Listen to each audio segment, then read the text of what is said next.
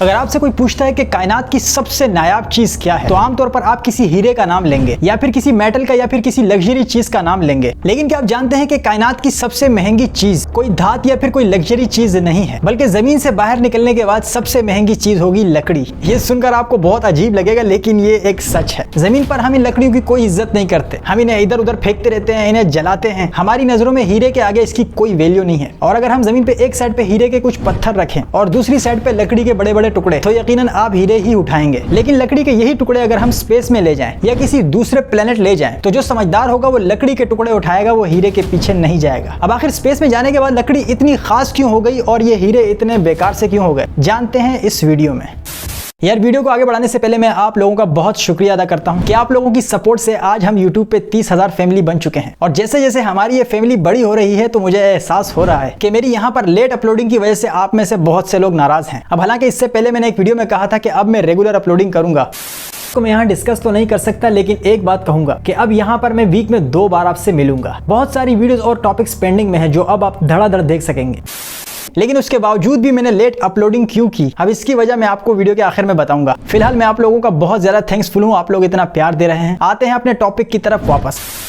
अब ये तो आप जानते ही हैं कि कोई भी चीज जब मिलना कम हो जाती है तो उसकी वैल्यू बढ़ जाती है, उसकी कीमतें बहुत ज्यादा हाई हो जाती हैं, चाहे वो कोई भी चीज हो। जैसे कि अगर आप किसी से बहुत ज्यादा मिलते हैं तो फिर आपकी इज्जत नहीं रहती, क्योंकि आप हर वक्त उसके सामने हैं, उसके लिए हाजिर हैं। लेकिन जब आप एकदम उससे मिलना कम कर देते हैं और अवेलेबल नहीं होते, तो फिर जब आप काफी दिनों बाद उन्हीं लोगों से वापस मिलते हैं तो वो आपकी बहुत ज्यादा इज्जत करते हैं और आपसे मिलकर उन्हें बहुत अच्छा लगता है। ये इंसान की फितरत है कि हर वो चीज जो कम होने लगे, इंसान के दिल में उसकी कदर बढ़ जाती है। मार्केट में जब कोई फल फ्रूट वगैरह भी शार्ट हो जाता है तो फिर उसकी कीमत एकदम से ऊपर चली जाती है। इसी तरह यही चीज कायनात में हर चीज पर अप्लाई होती है। हर वो चीज जो कम होगी उसकी कदर कीमत ज्यादा होगी। तो अगर हम हीरो की बात करें तो ये दुनिया पे वैसे ही बहुत कम है। दुनिया में पहला हीरा कब मिला ये तो हम नहीं जानते, लेकिन आज से तकरीबन 4000 साल पहले इंसानों ने पहली बार गारों से ये पत्थर डिस्कवर किए थे। हीरे जमीन की काफी गहराइयों में बनते हैं और फिर एक आतिशफिशा के फटने से बाहर आते हैं। इसे कायनात की सख्त तरीन चीज माना जाता है जो आसानी से पिघलता नहीं। इनकी चमक, खूबसूरती और मजबूती की वजह से सदियों से ये बादशाहों के इस्तेमाल में भी रहे हैं और आज हम इन्हें और भी कई कामों में इस्तेमाल करते हैं। लेकिन जब तक इंसान जमीन पर थे तो हमें हीरो की बहुत ज्यादा कदर थी और आज भी हमारे दिलों में इसके लिए बहुत ज्यादा अहमियत है। लेकिन जब इंसान ने इतनी कामयाबी हासिल कर ली कि वो जमीन से बाहर निकलने में कामयाब हुआ और फिर चांद तक भी पहुंच गया, वीनस प्लेनेट तक भी हमारी स्पेस क्राफ्ट पहुंच गई और फिर मार्स पर भी हमने अपनी रोबोट्स उतार दी और फिर इन सैयारों पर किए गए मिशन से हमें ये मालूम हुआ कि इन सैयारों में भी काफी ऐसी चीजें मौजूद हैं जो जमीन पे मौजूद हैं। जैसे कि चांद पे पानी भी है, लोहा भी है, कुछ गैसेस भी मिली है और हमें ये भी मालूम हुआ कि चांद पे हीरे भी मौजूद हैं। यही हीरे आपको जुपिटर पर भी मिलेंगे, सैटर्न, यूरेनस और नेपच्यून पर भी आपको यही हीरे मिल सकते हैं। बल्कि कायनात में तो कई ऐसे प्लेनेट्स हैं जो तकरीबन हीरे के ही बने हुए हैं। जैसे कि कैंकरी E55 के नाम से एक प्लेनेट ऐसा भी है जो जमीन से 41 लाइट ईयर्स की दूरी पर है और कुछ साइंसदानों का ख्याल है कि इसमें बेतहाशा हीरा मौजूद है। इसे आप डायमंड प्लेनेट भी कह सकते हैं और ये जमीन के दुगना है, यानी कि इसमें 2 जमीनें फिट आ सकती हैं। अब आप में से काफी लोग खुश हो रहे होंगे कि क्या हम इस हीरे के प्लेनेट तक पहुंच सकते हैं, तो भाई हाल फिलहाल इसका सीधा जवाब है नहीं, क्योंकि रोशनी की स्पीड तकरीबन 3 लाख किलोमीटर पर सेकंड है। अब ये रोशनी एक साल में जितना रास्ता पार करेगी तो उसे 1 लाइट ईयर कहते हैं। तो जरा सोचिए 41 लाइट ईयर्स का मतलब क्या हुआ, यानी रोशनी 41 साल तक चलेगी तो तब जाकर वहां पहुंचेगी। और हाल फिलहाल हमारे पास कोई भी ऐसी चीज नहीं है जो रोशनी की रफ्तार से चल सके। नासा ने दुनिया की सबसे तेज तरीन space craft Parker solar probe बनाई, जिसने सूरज की ग्रेविटी को इस्तेमाल करके अपनी स्पीड को सबसे ज्यादा तेज किया था और इसकी स्पीड 5,35,000 किलोमीटर फी घंटा थी। ये अब तक की सबसे तेज तरीन स्पेस क्राफ्ट थी। याद रखें, ये स्पीड रोशनी की स्पीड के 0.05% के बराबर है, क्योंकि रोशनी तो सिर्फ 1 सेकंड में 3 लाख किलोमीटर का फासला पार करती है, जबकि ये 1 घंटे में 5,35,000 किलोमीटर का फासला पार कर रही थी। सो इस हिसाब से इस दौर में इस प्लेनेट तक पहुंचना मुमकिन नहीं है।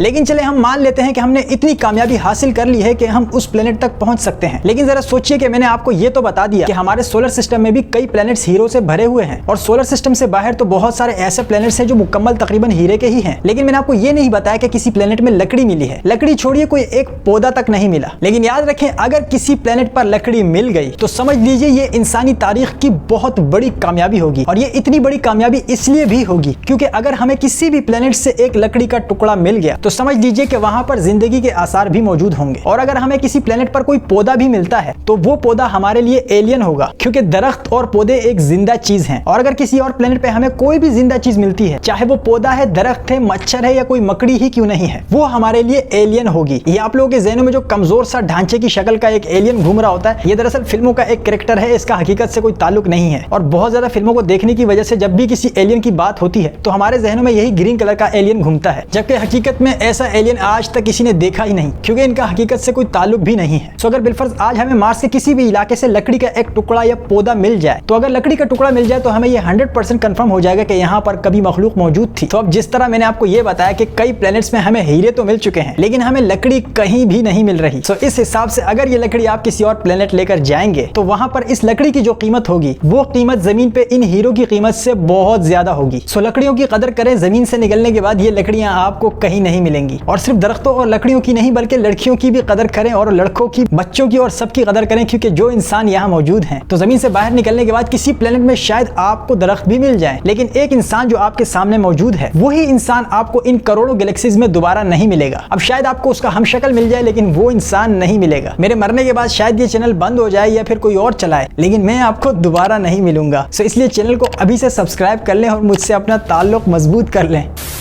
वैसे यार अगर आपको ये वीडियो पसंद आई हो तो 2000 लाइक्स करवा दो, क्योंकि मैं बड़ी गर्मी में वीडियो बना रहा हूँ, आपको नहीं मालूम। मैं अकेले ही सब कुछ करता हूँ, बहुत मेहनत लगती है। अब आप लोग कहोगे कि 10-15 दिन बाद वीडियो अपलोड करते हो और लाइक्स भी मांग रहे हो, तो यार मेरा काम डबल है। उधर टिकटॉक, इंस्टाग्राम वगैरह के लिए डेली शॉर्ट वीडियोस भी अकेले बनानी पड़ती हैं, और इधर यूट्यूब वीडियोस को भी देखना पड़ता है। अब अगर मैं यहाँ पर हर 1 से 2 दिन में वीडियो लाऊं तो फिर वहां पर मेरी वीडियोस की तादाद कम रहेगी, यानी फिर एक गैप आएगा। तो अगर आप कहते हैं कि नहीं फिरोजी हमें यहाँ पर यूट्यूब की लॉन्ग वीडियोस का डोज ज्यादा चाहिए, तो यार उसके लिए आप लोगों की सपोर्ट की जरूरत है, ताकि मैं यहाँ पर ज्यादा फोकस दूं और डेली वीडियोस लाता रहूं। अब शॉर्ट वीडियोस में तो एक चीज ये भी होती है कि मैं कम टाइम में ज्यादा इन्फॉर्मेशन देने की कोशिश में होता हूं, इसलिए बहुत सारी बातें क्लियर नहीं हो पाती। यूट्यूब पे तो लॉन्ग से लॉन्ग वीडियो अपलोड हो सकती है और यहाँ पर डिटेल में बात भी हो सकती है। तो ऐसे बहुत सारे सवाल जो शॉर्ट वीडियोस की वजह से आपके जहनों में रह जाते हैं, उन तमाम सवालों के जवाब मैं यहाँ पर आपको क्लियरली दे भी सकता हूँ। सो आज के लिए इतना ही, और इस वीडियो में मैं आप लोगों के कॉमेंट्स भी चेक करूंगा कि आप लोगों की क्या राय है, और फिर आप लोगों की राय के मुताबिक अगली वीडियोस में मैं वही करूंगा जो आप लोग डिमांड करते हैं। मिलता हूँ अगली वीडियो में एक नए टॉपिक के साथ। अपना बहुत सारा ख्याल रखिए। Bye bye.